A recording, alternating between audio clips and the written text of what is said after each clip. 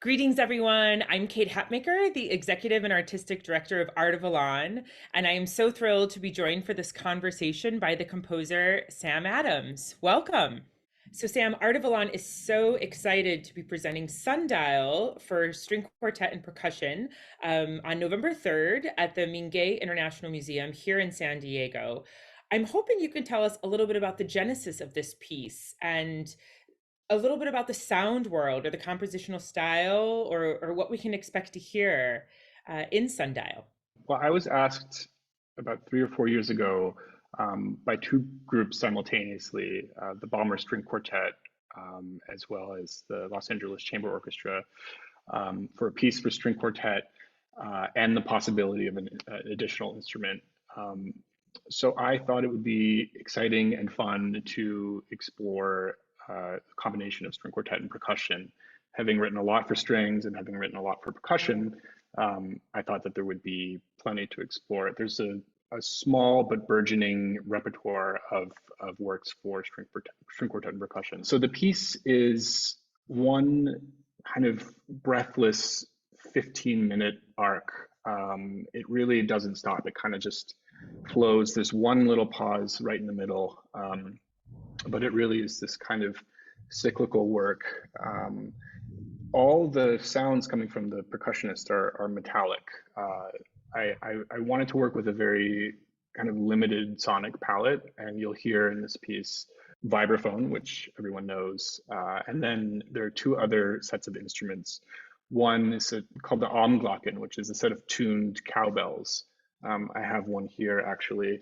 They're beautiful, slightly out of tune, beautiful cowbells. And when they're paired with the kind of sterile, almost sanitized sound of the vibraphone, you get these kind of beautiful rippling effects, which then are kind of transcribed and given over to the strings to create this shadowy, like mesmerizing texture to the piece.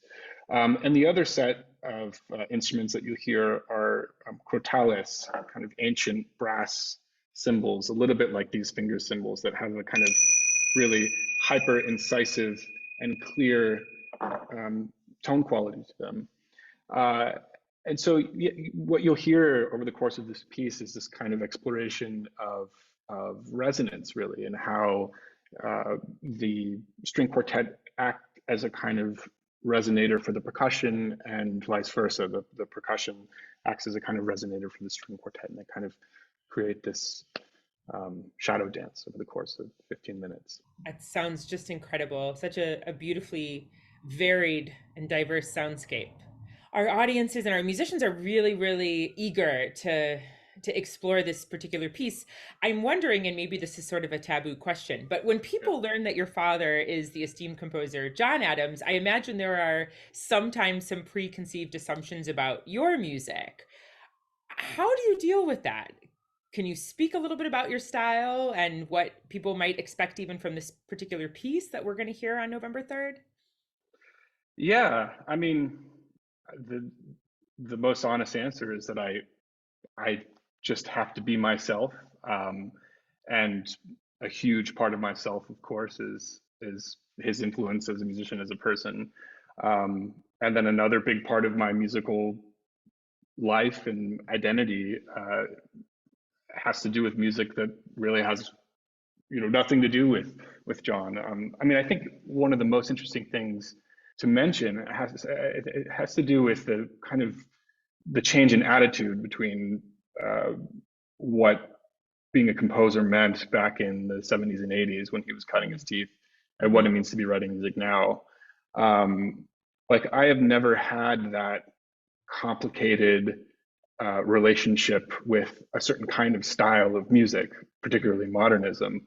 Mm-hmm. When John was young and establishing himself, I think it was during a time where you really had to say, okay, I'm part of Team Red or Team Blue or whatever.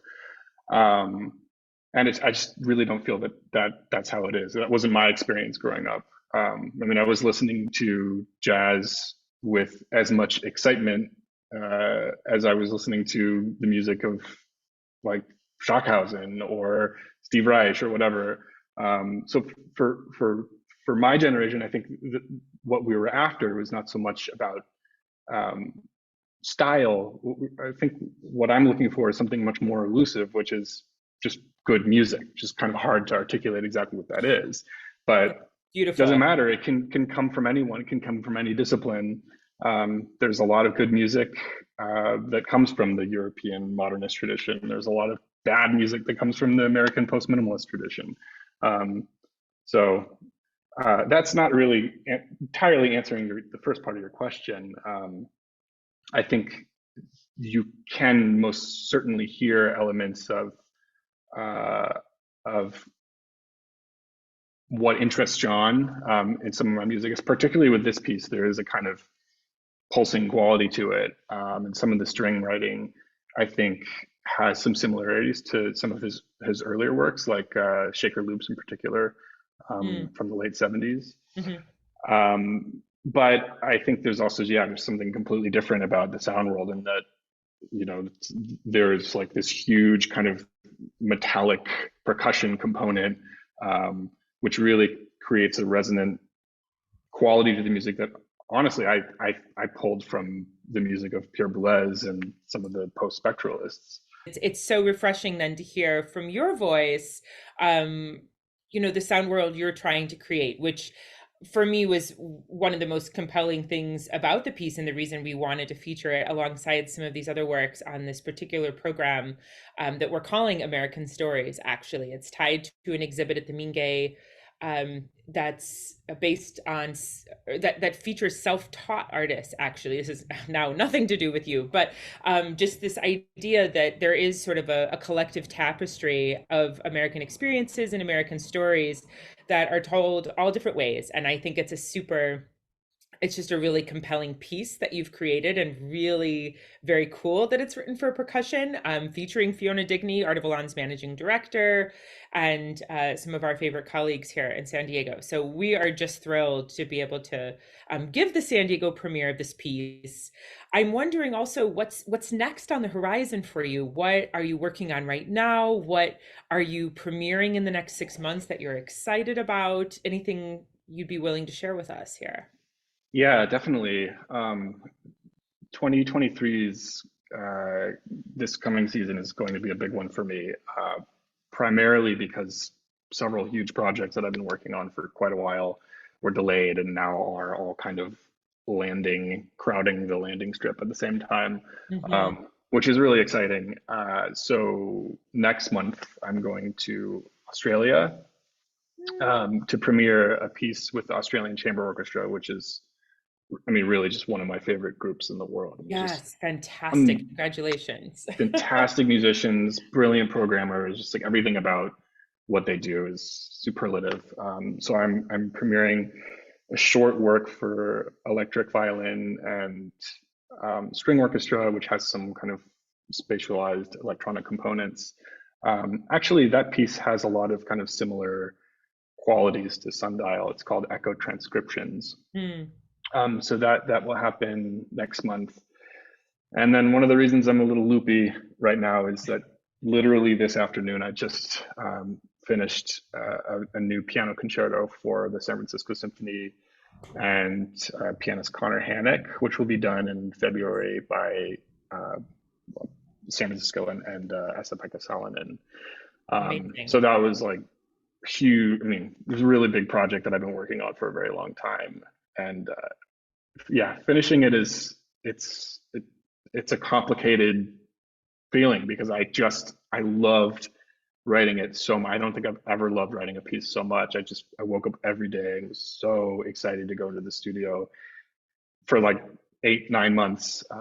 So I'm exhausted and happy that it's finished, but I'm also like already feeling that kind of, I don't want to say like depression, but I don't really know what I'm going to do in the next couple of weeks to recover. Well, I'm Sort going of to like Australia, so that postpartum in a way. You've like yeah, finished it's a little bit like that. thing Yeah, and it's then just yeah. But that's really exciting. And then in March, I'll be going to Cincinnati for a premiere of a work that I composed in 2020, which is for the Cincinnati Symphony Orchestra, which is a set of orchestral variations. So a lot coming up this year. Lots to be excited about and thankful for. Oh, that's so wonderful. And what a treat, again, that we're able to present Sundial here on November 3rd at the Mingei International Museum. There are still tickets available. All of that can be found on Art of Elan's website. And we know we won't get to see you in person this time around, Sam, because you'll be in Australia. But we do hope to bring you down at some point in the future. It's so great. It's so great to get to know your music and get to hear a little bit about you and the exciting projects you're working on right now. So thank you so much again for making time, and we will, yeah, look forward to future conversations. Thanks, Kate. Thank you.